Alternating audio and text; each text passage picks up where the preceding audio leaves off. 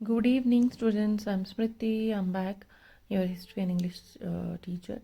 Today, I'm going to teach you the second part of your reshaping India's political map.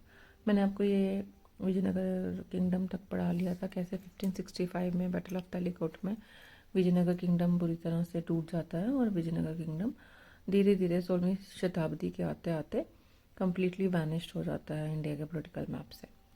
अब हम पढ़ते हैं आगे मुगल्स के बारे में। मुगल्स जो डायनेस्टी है ये बाबर ने 1526 में इब्राहिम लोदी के साथ युद्ध करके स्टार्ट की थी। उसके साथ ही दिल्ली सल्तनत का अंत हो जाता है। वाइल द दिल्ली सल्तनत वीकेंड, बाबर एक टर्किश मंगोल रूलर है। मिलिट्री स्ट्रेटजी उसकी बहुत ही अच्छी है। वो समरकंद जो उज़्बेकिस्तान से है वहाँ से आता हुआ कहाँ आता है, इंडिया में आता है। ये तिमूर का डिसेंडेंट है, ठीक है। तिमूर से इसकी रिलेशंस, मतलब तिमूर उसका एंसेस्टर था, दूर पार के रिलेशन जिसे कहते हैं।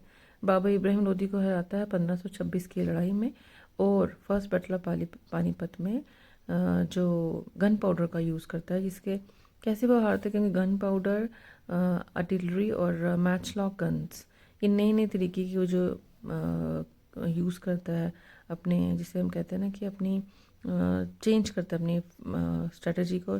गन पाउडर कभी यूज़ नहीं हुआ था। ये पूछा जाता कि पहली बार गन पाउडर किसने यूज़ किया था, तो बाबर यूज़ करता है, ठीक है।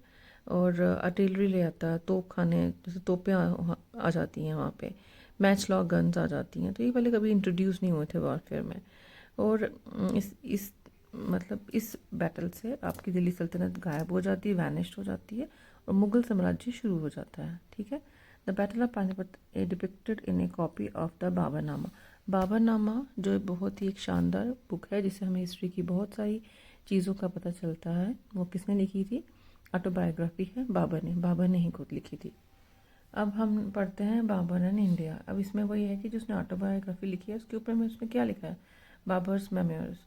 उसने उसके बारे में कल्चर में लिखा है, बहुत ही इंटेलेक्चुअली क्यूरियस होकर उसने अप्रिसिएशन दी है आर्किटेक्चर की, पोइट्री की, यहाँ की फ्लोरा और फौना की, मतलब बर्ड्स के बारे में, एनिमल्स के बारे में, ट्रीज़ के बारे में, इवन मैंगोज़ के बारे में भी उसने लिखा हुआ है। और कैसे मतलब he was also brutal and ruthless conqueror, slaughtering entire population of cities, enslaving women and children.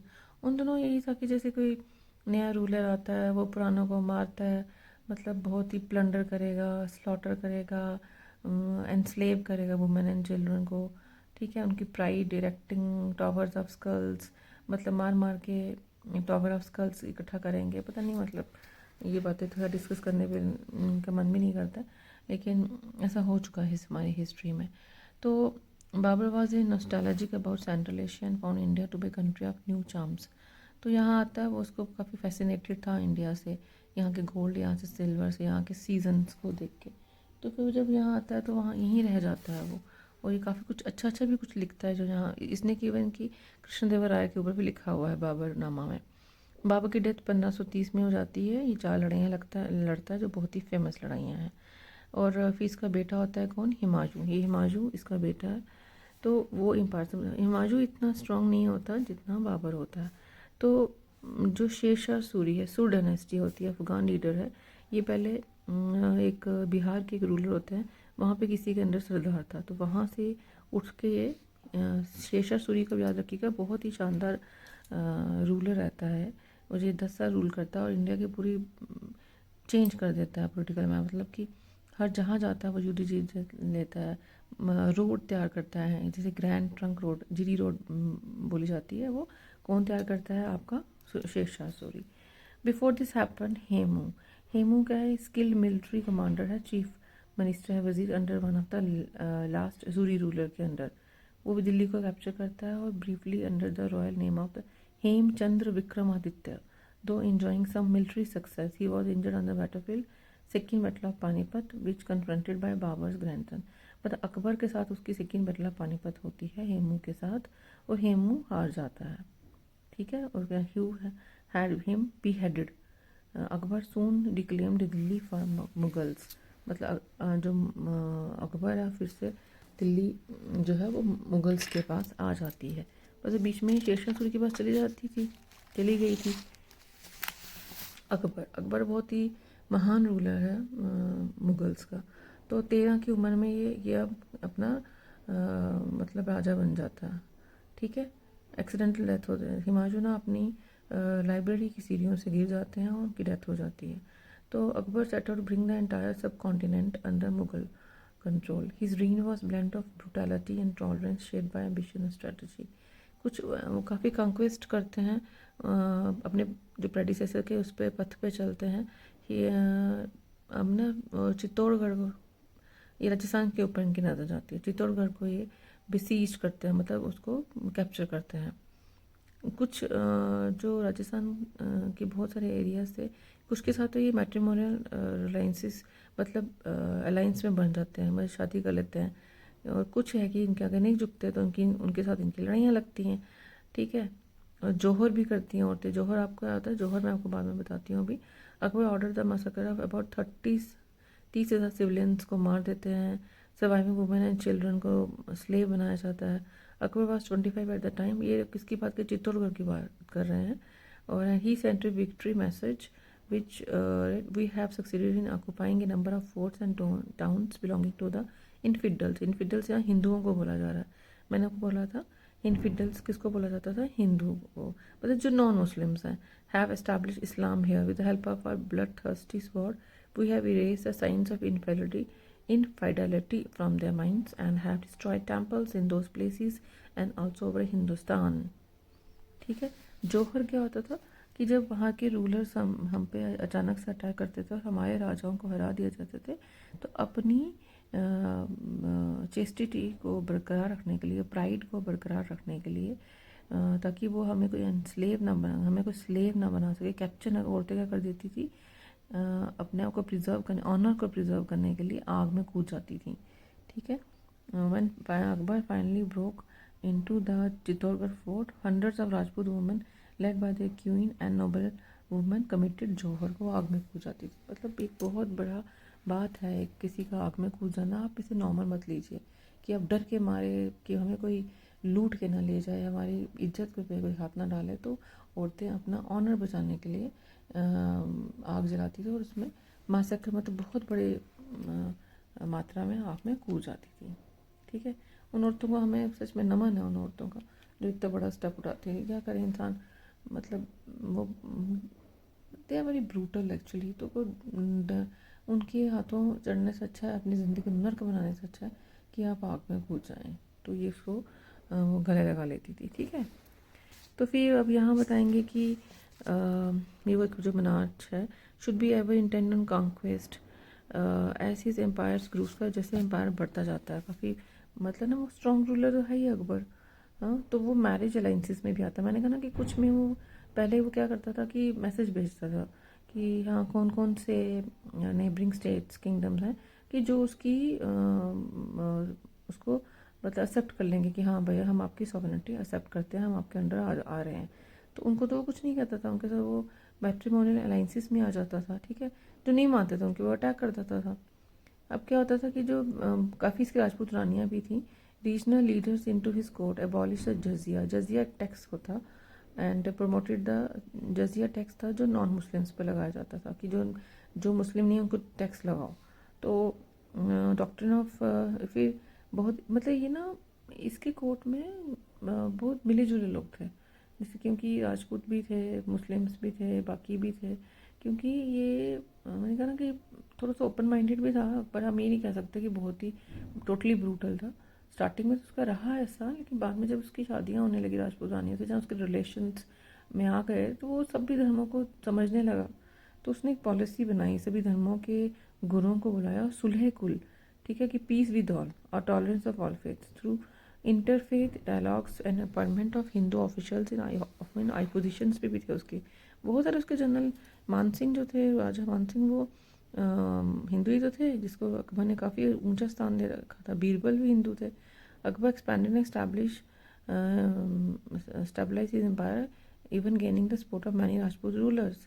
His court historian and biographer Abul Fazal इसके कोर्ट हिस्टोरियन है, जिन्होंने अकबरनामा लिखी है, ठीक है। Recorded him as stating formally, I persecuted man into conformity with my faith and deemed it इस्लाम।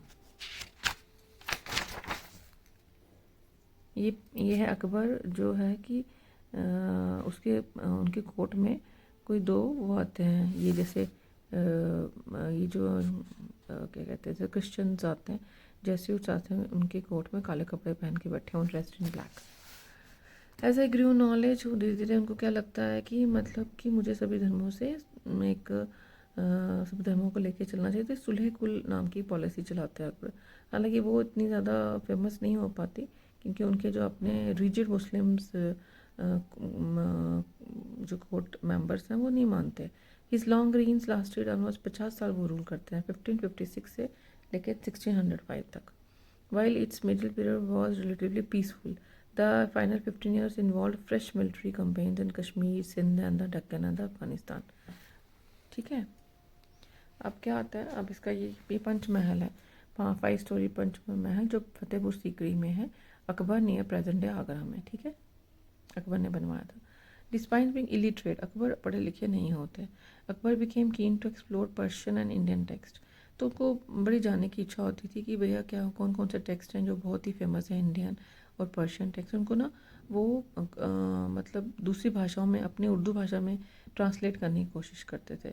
उन्होंने एक house of translation Fatehpur Sikri में बनाया था, तो मेजर संस्कृत टेक्स्ट में उन्होंने पर्शियन में ट्रांसलेट भी किया, जैसे महाभारत को किया, जिसको हम रजमना नामा कहते हैं पर्शियन में, the book of war. The Ramayana with 176 beautiful miniature paintings भी बनाई उसमें।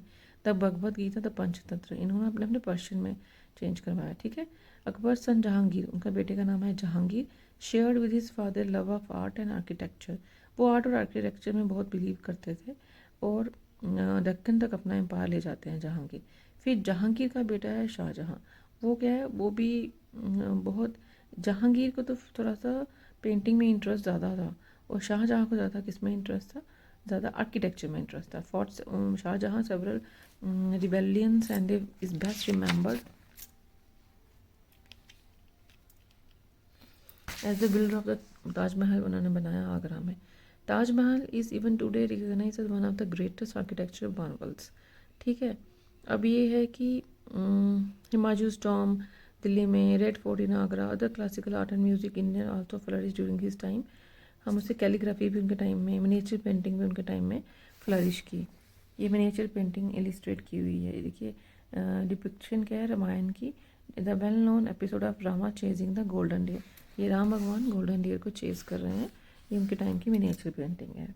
ठीक है, अब आता है औरंगज़ेब, बहुत ही ख़तरनाक रूलर मुग़ल डायनेस्टी का। ये बहुत ही ज़रा वायलेंट रहते हैं औरंगज़ेब, और अपने ही बाप को जेल में डाल देते हैं फिर 1657 में। और एज ही विश, वो एक्चुअली शाहजहाँ चाहता है कि दारा शिकोह जो उनका बड़ा बेटा है वो बने राजा। अब औरंगज़ेब को ये पसंद नहीं आता, तो औरंगज़ेब उसको बड़े बुरी तरह से हराते हैं अपने भाई को, और फिर उसको एग्जीक्यूट भी कर देते हैं। ठीक है, उसका सिर है ना presenting his served head to their father. Aurangzeb also removed his two also brothers, he had one arrested and executed. Aurangzeb बहुत ही जालिम राजा जिसे हम कह सकते हैं, बहुत ही क्रूअल। ठीक है, अब आता है कि Aurangzeb imprisoned his father Shahjahan in Agra fort में वहाँ रखते हैं, where he remained until his death. Aurangzeb crowned himself emperor, खुद ही अपने आप को 1658 में क्राउंड कर देते कि भैया मैं ही एम्पर हूँ, और नाम क्या है, Alamgir, conquer of the world. He rule for almost 49 years तक। ठीक है, अब आता है कि Aurangzeb skilled in military matters. Aurangzeb, लेकिन जिसने 49 ईयर्स तक रूल करना, हम ये नहीं कह सकते बच्चों कि वो कोई नालायक रूलर होगा या फिर ऐसे ही केयरलेस है। बहुत he was very skilled military person, और वेरी मतलब passionate about his religion also. उन्हें काफ़ी बैटल्स लड़ी, कैंपेन्स लड़े, अपनी नेबरिंग स्टेट्स को हराया। इनकी ज़्यादा इनकी ये मराठास के साथ ज़्यादा इनकी चलती है लड़ाइयाँ। ठीक है, तो इनको काफ़ी मतलब मुग़ल एम्पायर का रीच इट्स ग्रेटेस्ट एक्सपेंशन हुआ क्योंकि बहुत स्ट्रिक्ट रूलर थे। Aurangzeb had to spend the last 25 years his life fighting wars, Deccan में लड़ते रहे, maintaining large armies for those campaigns defeating the empire's treasury. मतलब इतनी लड़ाइयाँ लड़ी कि ऐसा लगता था कि भैया पूरी ट्रेजरी पूरा खजाना खाली हो जाएगा। Put a great strain on the administration. जब आप इतनी लड़ाइयाँ लड़ते हो तो भैया आपका खजाना भी खाली होगा, एडमिनिस्ट्रेशन में भी थोड़ी कमी आएगी। साथों साथ में औरंगज़ेब मर जाते हैं। ये सुन्नी सेक्ट से बिलोंग कर देते थे, बहुत ही रिलीजियस, मैंने कहा ना बहुत ही रिलीजियस, और बहुत ही मतलब साधु संत वाली लाइफ जीते थे खुद पर्सनली। मतलब कोई सभी रिचुअल्स फॉलो करने और जैसे अन्य इस्लामिक प्रैक्टिसेस को बैन कर देना, म्यूज़िक डांस को बैन कर दिया, और जजिया टैक्स को लगा दिया है ना, पिलग्रिमेज टैक्स लगा लिया हिंदूज़ पे। ठीक है,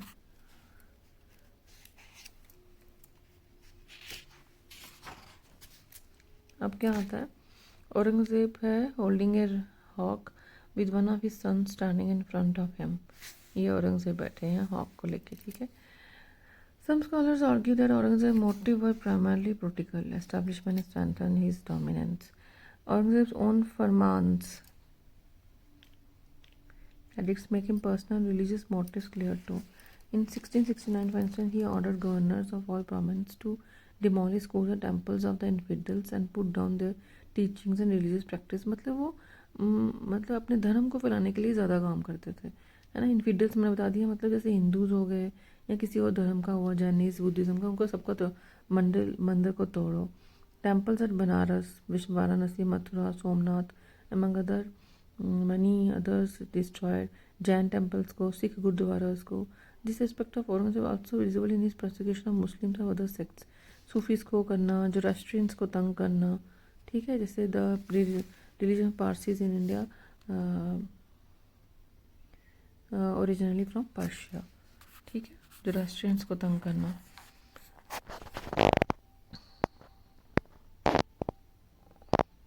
इन इसमें लिखा है कि in his last letters to his two of sons में वो चिट्ठी लिखते हैं, औरंगजेब कहते हैं आई केम अलोन, भैया मैं तो आया था अकेला और जाऊँगा भी अकेला ना। I know not who I am and what I have been doing. I have not done well for the country and the people and of the future there is no hope. I was helpless and I am departing helpless. What do these words tell us Aurangzeb? How do you feel about him them? ठीक है, अब ये आता है कि resistance to the Mughals. अब इसमें कौन है भैया? मराठा जो टफ रेसिस्टेंस देते हैं मुगल्स को। इसमें ये आता है कि मेजर रेबेलियंस अंदर एरोडिंग द मुगल। स्पेशल जो केस है मराठास का आता है, जो नेक्स्ट चैप्टर में पढ़ाया जाएगा। लेकिन कुछ जो भाई जो राजा जो इतना तंग करेगा तो जो पीजन कम्युनिटीज़ हैं सारा बाहर उन पे आता है, क्योंकि टैक्सेस हाई होते हैं और सबसे जो गरीब कम्युनिटी जो लोएस्ट लेवल पे तो सबसे तंग होती है। तो पीजेंट्स रिवोल्ट बहुत हुए, बहुत सारे पीजेंट्स थे जिन्होंने रिवोल्ट किए, ट्राइबल ग्रुप्स थे जिन्होंने रिवोल्ट किए। एक जाट पीजेंट्री है उत्तर प्रदेश, हरियाणा और राजस्थान की।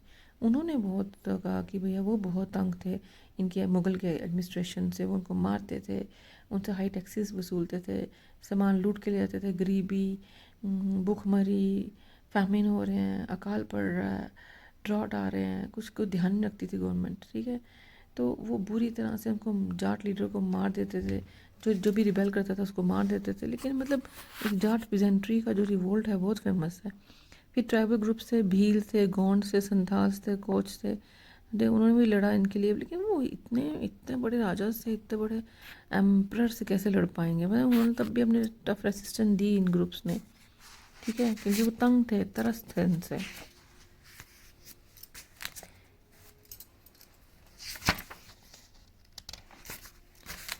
Delhi Sultanate or the Mughal Empire, especially those inhabiting forested, hilly or remote region, managed to maintain some degree of independence.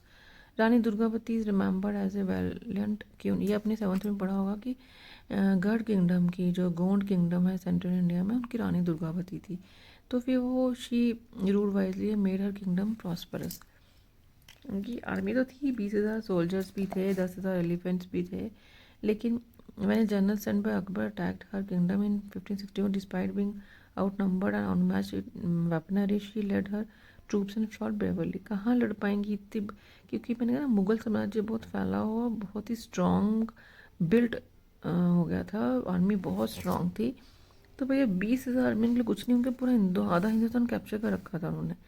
ठीक है, तब भी उनके साथ मतलब शी वॉज ओनली 40 साल की थी, तब भी उन्होंने जम के लड़ाई की, लेकिन कहाँ लड़ पाएंगी। तब भी मैं कहूँगी हिम्मत है उन लोगों की जो उनके सामने खड़े भी रह पाते थे।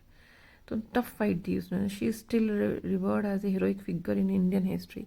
ऐसी लेडीज़ को हमारा नमन है जो उस ज़माने में खड़ी होती थी इतने बड़े बड़े साम्राज्य के ऊपर के टफ रेसिस्टेंस देती थी कि भाई हम नहीं अपने ऑनर के आगे किसी को मानेंगे, ठीक है। Surge of the Rajput. अब अगर नॉर्थ वेस्ट इंडिया मतलब जो राजस्थान का और गुजरात का एरिया है, वहाँ की अर्ली डायनेस्टीज भी ऐसे लड़ती थी। प्रतिहारास थी ऐसे who had resisted the Arab invasions of state. The Rajputs were often battling the invading forces from beyond the subcontinent. They had rebuilt their kingdoms from the Khiljis के साथ उनकी लड़ाइयाँ, मेवाड़ और मारवाड़ रीजन्स की लड़ाइयाँ रहती। Among the valorous rulers, those clans produced भी हम राणा कुंभा, अर्लियर राणा सांगा, इनसे राणा कुंभा राणा सांगा बहुत ही माने हुए रूलर्स हैं राजपूत के, बहुत ही वेलरस वॉरियर्स हैं, बहुत बैटल्स जीतते हैं।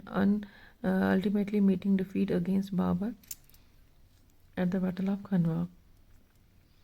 राणा सांगा हार जाते हैं बैटल ऑफ खनवा में। जब मैंने कहा ना 4 लड़ाइयाँ लड़ी जाती हैं 27, 28, 29, 30 में, जब बाबर मरते हैं तो उसमें खनवा के युद्ध है, उसमें वो राणा सांगा हार जाते हैं। He inherited a wounded kingdom from his predecessor. Mewar rulers Maharana Pratap refuse to accept Mughal suzerainty, मतलब वो भी अकबर के आगे झुकना पसंद नहीं करते।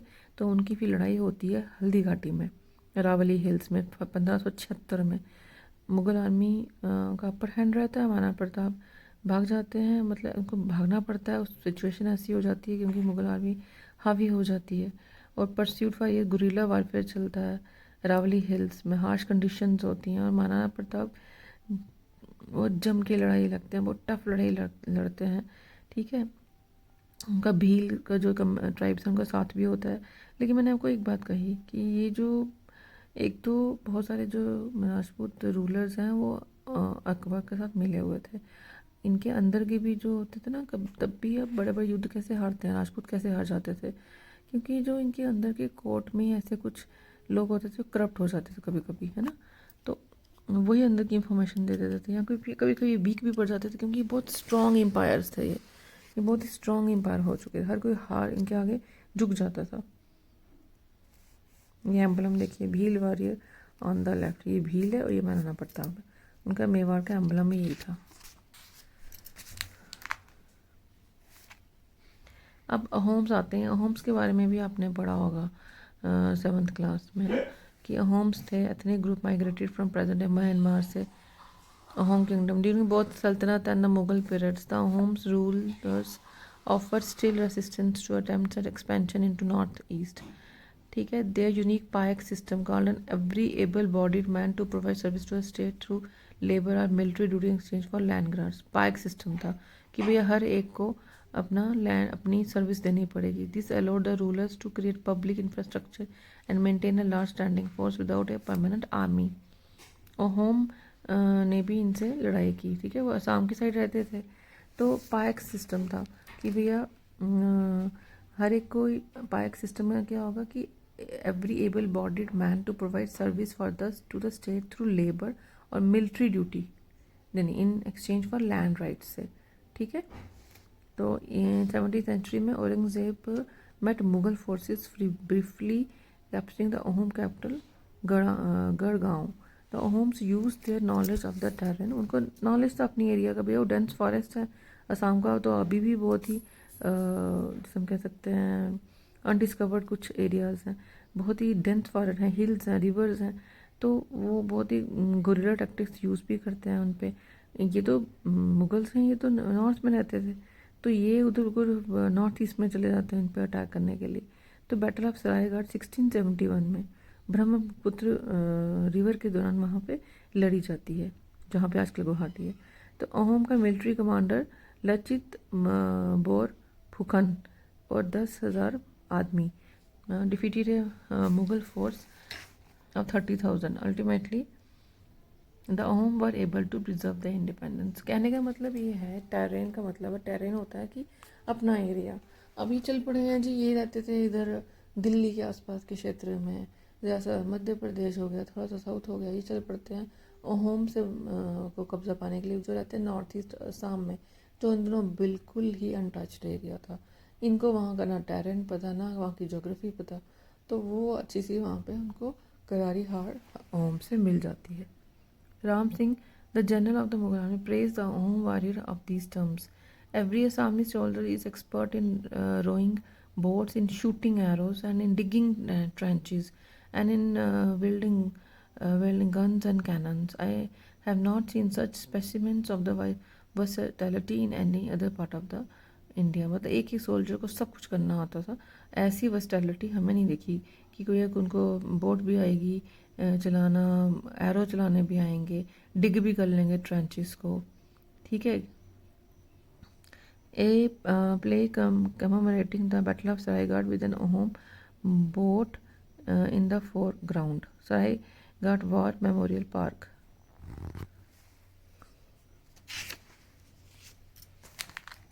अभी आता है rise of the Sikhs. 15th century में guru Nanak spread the message of the equality, compassion, openness of god, Ek Onkar. ठीक है। His followers came to be known as Sikhs. although Sikhism began purely as a spiritual movement, the later Sikh gurus had to respond to the growing intolerance and persecution under some Mughal rulers. Emperor Jahangir found out that Guru Arjan had supported his rebellious son. He had Guru Arjan tortured to death. तो मतलब उन्होंने कहा कि भैया ये तो बड़ा peaceful सा धर्म शुरू हुआ था कि oneness of god, Ek Omkar, सुना भी एक ओमकार में सुना भी होगा। सिखिज्म आया, लेकिन उन लेटर जो उनके गुरुज थे उन्होंने अपनी इंटॉलरेंस, जो मुगल्स इनको तंग करते थे, परसिक्यूट करते थे, इंटॉलरेंट हो गए और फिर इन्होंने सिख आर्मी शुरू की। पहले एम्पर जहांगीर ने इनके गुरु अर्जुन देव को टॉर्चर करके मार दिया।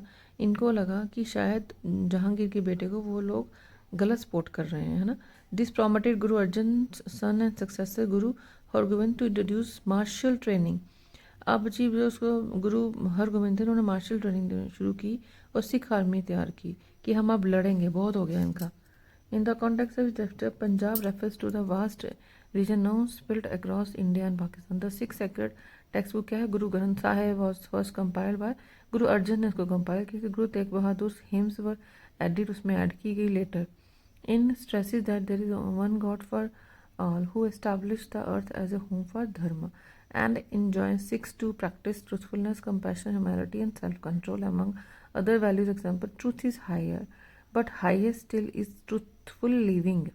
In 1675 में क्या होता है? A group of Kashmiri pandits approach गुरु तेग बहादुर को बोलते हैं कि हमें प्रोटेक्शन चाहिए रिलीजियस परसिक्यूशन से। The guru decided to stand with them and court martyrdom arrested. Aurangzeb ordered him to convert to Islam. अब औरंगजेब कहते हैं कि भैया इस्लाम कबूल कर लो गुरु तेग बहादुर को। Despite torture and despite witnessing two of his disciples being tortured to death, Guru refused. Aurangzeb order he was publicly beheaded in Chandni Chowk में उनको गला काट दिया जाता है। His son गुरु गोविंद सिंह 10 में और लास्ट गुरु हैं 10 में और last Guru established the Khalsa, a martial brotherhood committed to justice, equality and defense of the faith, and which frequently clashed with the Mughal forces at great cost of life. ये है कौन सा? गुरु गोविंद सिंह है, उनके 10वें गुरु है। ठीक है। Gurudwara Sis Ganj Sahib in Chandni Chowk the famous shopping area है दिल्ली में। In Sikhism gurudwara is a place of worship. This one marks the site where guru Tegh Bahadur 9th Guru was beheaded by Aurangzeb in 1675. ठीक है। This historic Gurudwara is uniquely honored by a Sikh regiment which had slaughtered it before the President in the Republic Day Parade, saluted it before the President in the Republic Day Parade each year since 1979. It stands as a powerful symbol of faith and sacrifice in Indian history. इसको याद किया जाता है गुरु तेग बहादुर जी का, जो 9 गुरु थे उनको औरंगजेब ने उनका सिर काट दिया था 1675 में। ठीक है, चांदनी चौक के पास।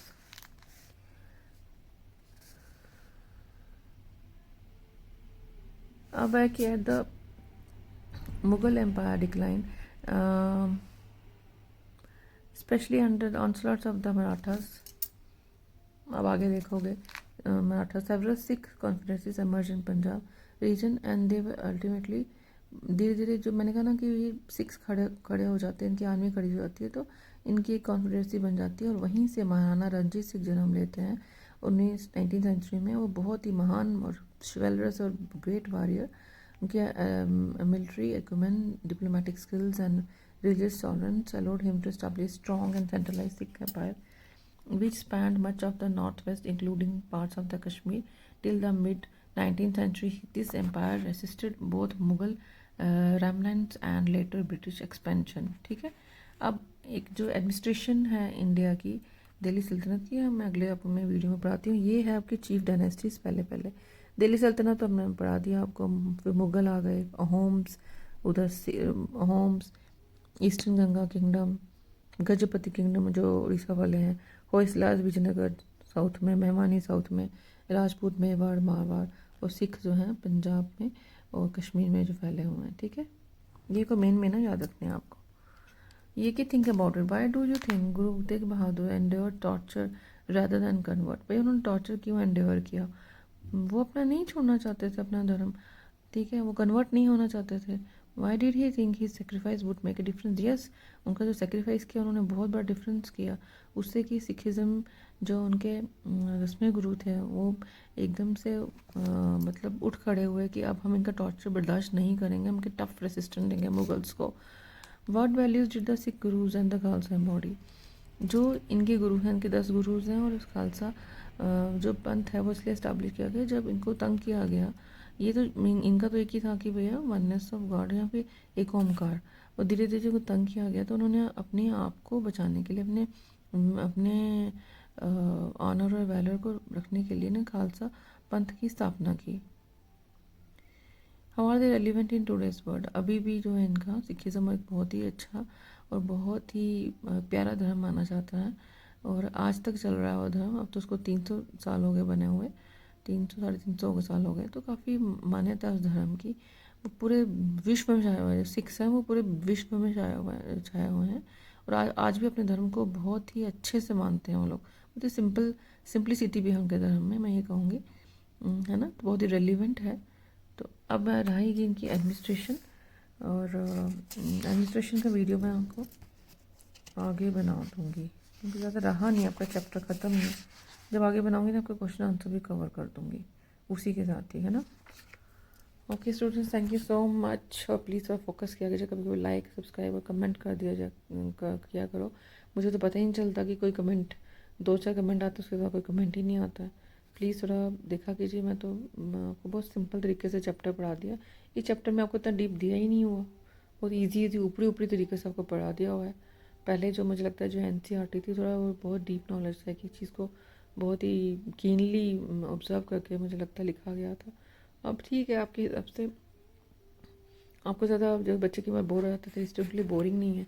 फटाफट मूवी चल रही है, बहुत ही इजी है, आपको समझ आ जाएगा, इतना डीप नहीं है ना। तो अच्छा भी लगेगा आपको कि चलो ठीक है, मेन उनके काम पड़े, उनमें उनका टाइम पीरियड में जो उनकी मेन अचीवमेंट थी वो देखी, और नेक्स्ट एरा पे आ गए ना।